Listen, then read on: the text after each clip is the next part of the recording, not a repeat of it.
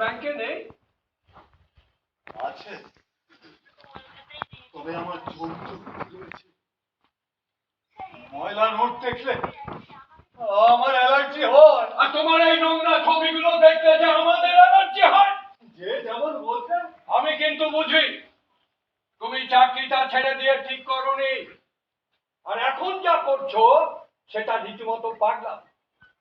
টাকা লাগে, বুঝলে, টাকা লাগে, আর তার জন্য রোজগার করতে হয়।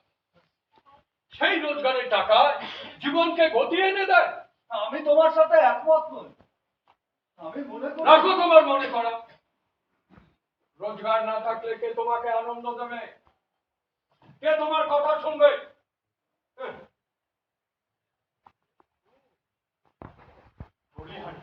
বলিহারি তোমার আজকে এত সুন্দর ব্যাংকের চাকরিটা তো পারতাম না।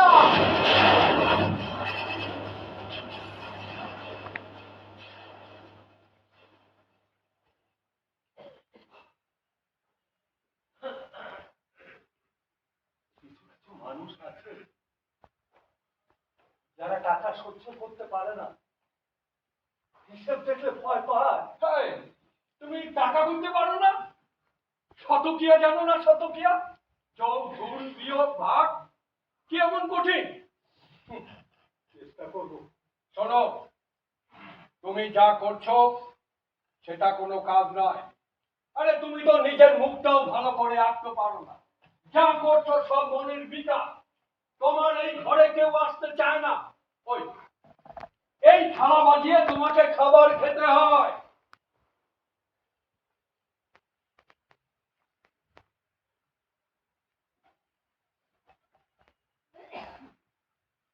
মাঝে মাঝে ভাবি আমাদের বংশে তো কেউ পাগল ছিল না। পাগল! তোমরা সবাই আমাকে পাগল ভাবো। মা, মা গো!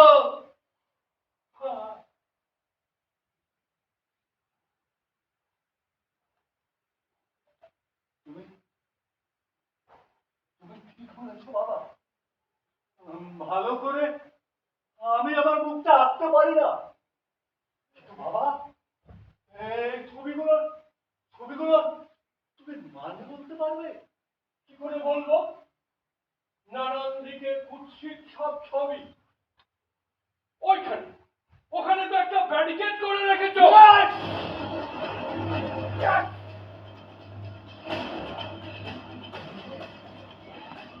আমার এই ব্যারিকেডে সবাই বন্দী। অলকা, বল্টু, সারদা, এমনকি শিবের নশ্বর। আমার এই ব্যারিকেড থেকে কারো মুক্তি নেই। আজকেই তোমাকে আমার সঙ্গে যেতে হবে, ভালো ডাক্তার দেখাতে হবে। ফরেনসিক ডিপার্টমেন্ট থেকে তথ্য সংগ্রহ করতে আসবে, কিন্তু সারদার মেয়ের কোনো তথ্য পাবে না। কারণ কারণ কারণ সারদা মেয়ের নগ্ন দেহটা ওরা এই কুয়োয় ফেলে দিয়ে গেছে।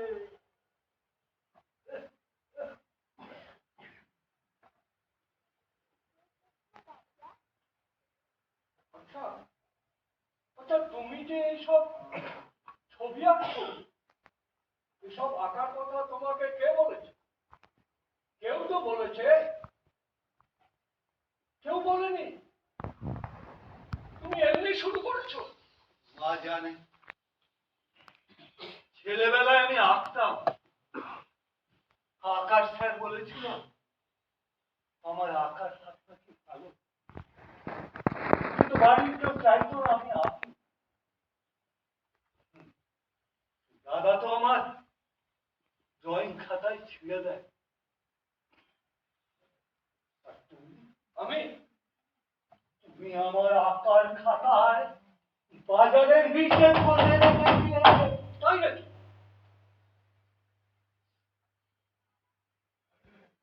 আমার মনে থাকার কথা না। আর সেই থেকেই আমি গোপনে এঁকে চলেছি। মা জানে?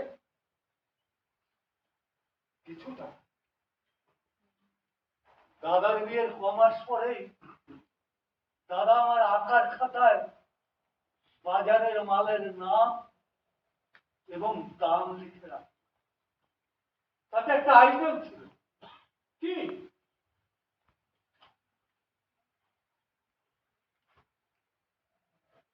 তোমাকে বলা যাবে?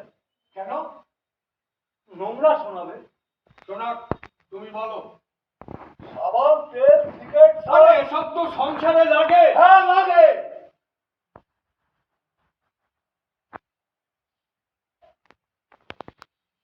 কিন্তু এক প্যাকেট কোহিনূর, কোহিনূর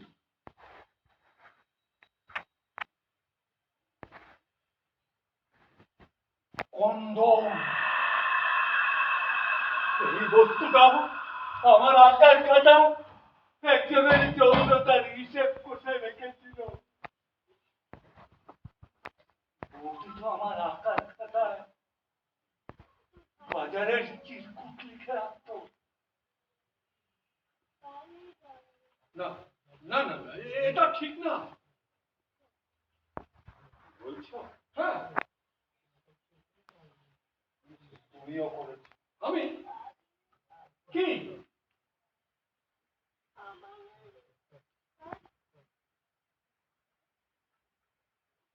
তোমাকে বলা যাবে না। মাকে বলেছি, জেনে নি।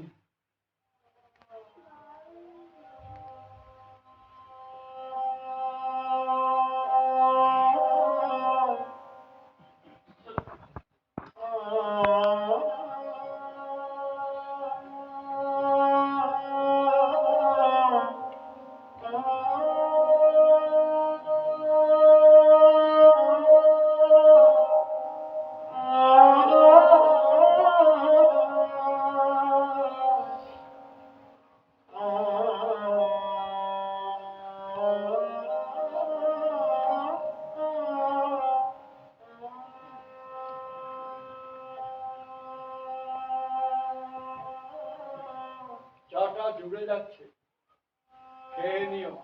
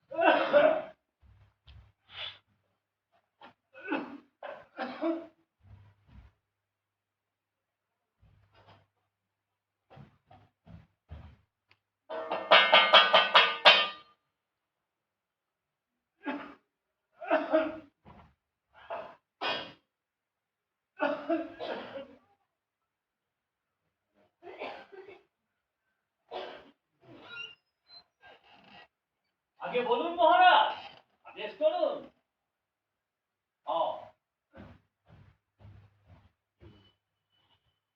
তা কি এমন কাজ করা হয় যে এত চেষ্টা পায়? যত সব।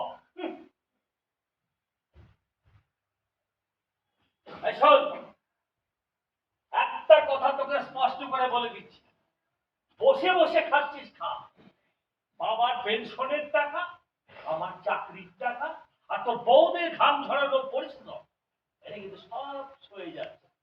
কিন্তু তোর এই মাঝে মাঝে অহেতুক চিৎকার, এটা কিন্তু কিছুতেই বরদাস্ত করবো না। কই, আমি তো চিৎকার করি না, আমি শুধু আঁকি। আঁকলে চিৎকার হবে কেন? এই সমস্ত আঁকা, এই সমস্ত এই এই এই বাড়িতে একটা উপযুক্ত বোন আছে, সেটা তোর মাথায় আছে? হ্যাঁ, এইসব দেখলে ওর মনে কি রিয়াক্ট হবে তুই সেটা বুঝবি? এসব তোমরা বুঝবে না। আমরা বুঝতেও চাই না। এসবই হচ্ছে পাগলের লক্ষণ। আরে ঘরে একটা বিক্ষুব্ধ পচা গন্ধ, নোংরা আবর্জনা দিয়ে আজ আমি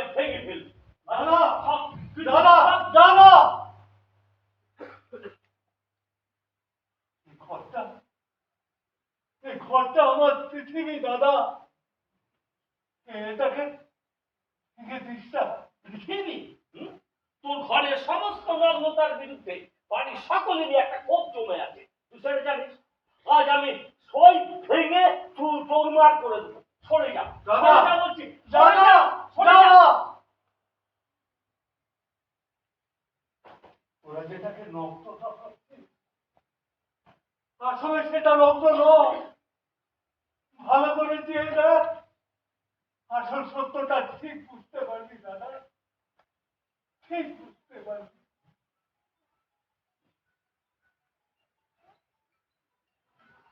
মাঝে মাঝে তোকে দেখিয়ে না কত কষ্ট হয়।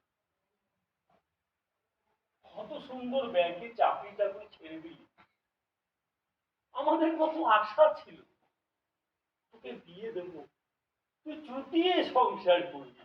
অলকা, অলকা? কে অলকা? এই অলকা কে? অলকা, অলকা, অলকা, অলকাকে চিনিস? অলকা, অলকা, অলকা কই? না তো। এই এটাই হচ্ছে পাগলের লক্ষণ। কিন্তু মা কিছুতেই বুঝবে না তোর বস্তিষ্কে একটা বিশাল প্রবলেম আছে।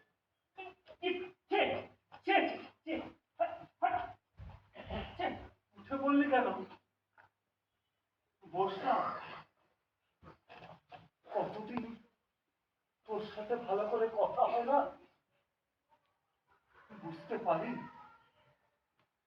তোরা সকলে আমাকে ঘৃণা করিস, বুঝতে পারি।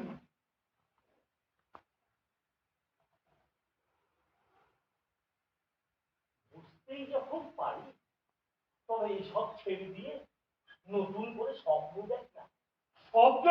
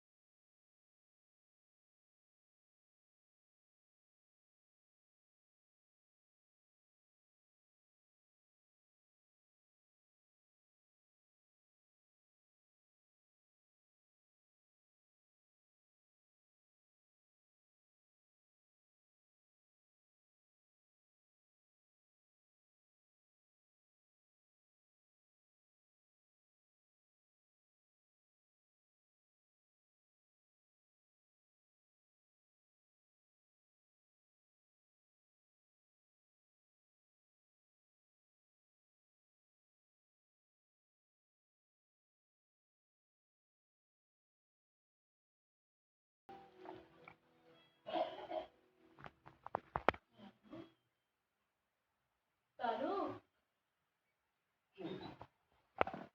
চিনতে পারলি না? আমি মধুরি, তোর মধুরি। মধুরি? তা কি করে চিনবো বলো? তোমার তো হঠাৎ করে বিয়ে হয়ে গেল। না হলে বোধহয় ভালো হতো রে তারু। এ কথা বলছো কেন মধুরি? যৌতুক তারক, যৌতুক। আমার বাবা আমার বরকে যৌতুকের হাম্বার সাইকেলটা দিতে পারেনি। কেমন করে দেবে বল? বাবার তো সেই ক্ষমতা নেই। না পারলে দেবে না। তুই কত বোকা, কত সরল। তোর মতো সহজ সরল মন নিয়ে চাকরি। তুই তো জানিস আমি বরাবরই ফার্স্ট পাচ্ছি না। আর দেখ আমার কপালে জুটলো কিনা একটা মূর্খ দামড়া। ছি, ছি মধুরি, এভাবে বলতে নেই। হাজার হলেও সে তোমার বর দেবতা, এটাই বলবি তো? সেই বর দেবতার কীর্তিটা একবার নিজের চোখে দেখবি না? ভাই,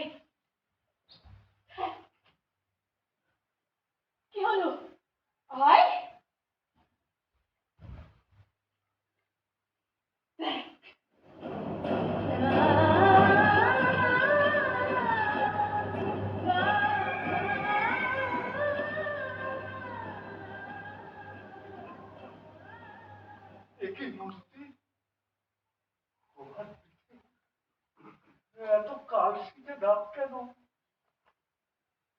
মাঝে মাঝে আমার বর আমাকে খুব আদর করে রে। রক্ত ছড়িয়ে পড়ে, ঠিক থেকে খাওয়া হয়, ঘা শুকিয়ে যায়, আবার রক্ত ঝরে, আবার আদর করে। তারপর তারপর তার পুরুষত্বের আগুনের মতো শলাকাটা আমার রক্ত জড়িয়ে যাওয়া শরীরে।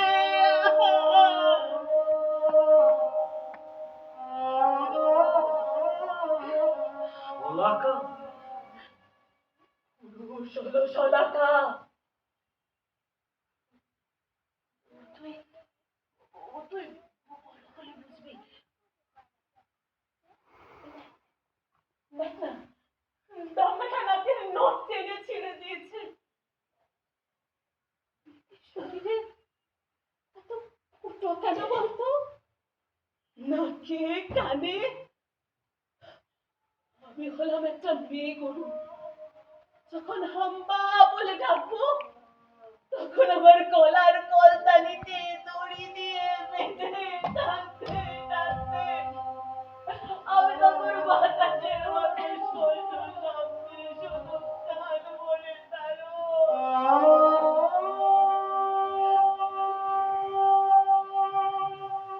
এত কান্না নেই।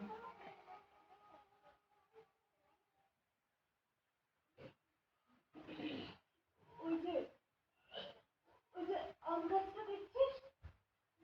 ওই গাছটায় একটা পাখি রোজ যৌতুক যৌতুক বলে ডাকে। হঠাৎ শুনলে মনে হবে মিঠুক মিঠুক। আরো একটা পাখি আছে জানিস?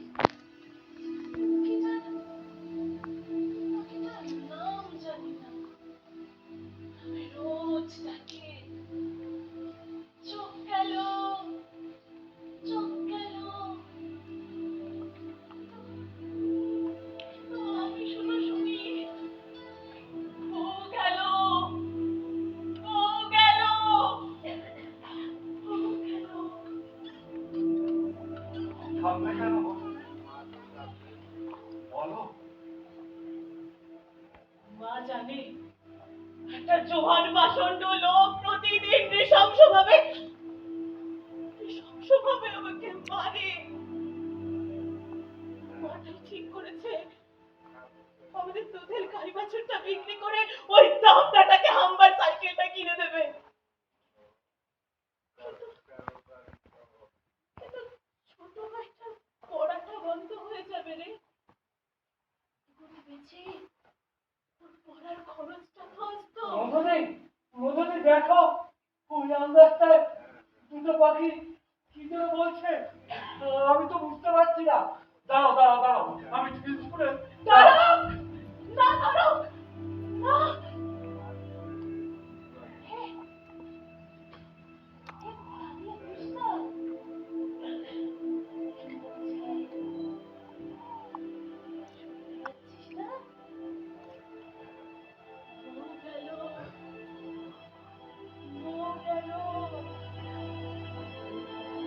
গেল। ও গেল।